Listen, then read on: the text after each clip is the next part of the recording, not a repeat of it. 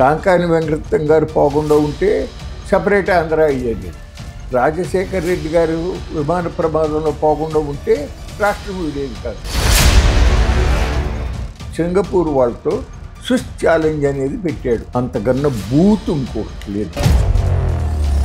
ఈ భూసేకరణకు సంబంధించి మొన్న చెప్పుతో కొడతాన్ని చాలా తీవ్రమైన వ్యాఖ్యలు చేశారు. అంత కోపం వచ్చిందా సార్? ఏమండి, అసలు ఆలోచించేయండి. ఏంటండి అసలు ఏమైనా బుద్ధి ఉందా? సెన్సిబుల్గా మాట్లాడే మాట అని చెప్పండి.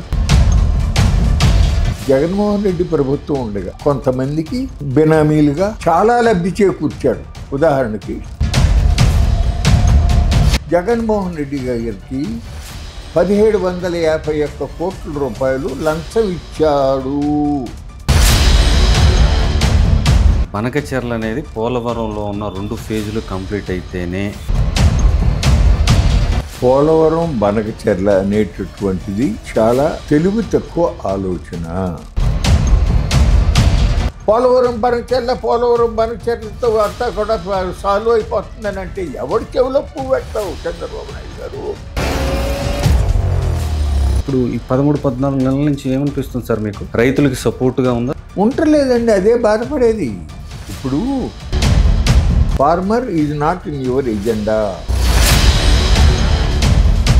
ఇంతకుముందు 17 మెడికల్ కాలేజ్ స్టార్ట్ చేసింది సార్ రాష్ట్ర గవర్నమెంట్. ఇప్పుడు అందులో 5 కంప్లీట్ చేసింది. ఇప్పుడు వాటి కంటిన్యూటీ సరిగా లేదంటున్నారు. P4 అంటున్నారు కదా, మంచిదే.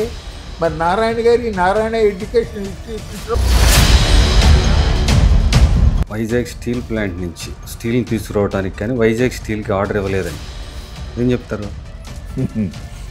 ఏం చెప్పమంటారు? కడుపు చించుకుంటే కాళ్ళ మీద పడుతుందని. ఆ ప్లాంట్ బ్రహ్మాండంగా పనిచేసే ప్లాంట్ అండి. అదే తమిళనాడులో అయితే ఊరుకుంటారా? నైవేలి లిగ్నైట్ కార్పొరేషన్ని ప్రైవేటైజ్ చేస్తామని అనుమానాన్ని చెప్పు తెలుస్తుంది. తమిళనాడు వెళ్ళి కనుక వాడు పిచ్చివాడు వాడితే మోడీ అవనివ్వండి, అమిత్ షా అవనివ్వండి, ఎవడైనా అవనివ్వండి, అక్కడ ప్రజలు కరిగి కొడతారు. అక్కడ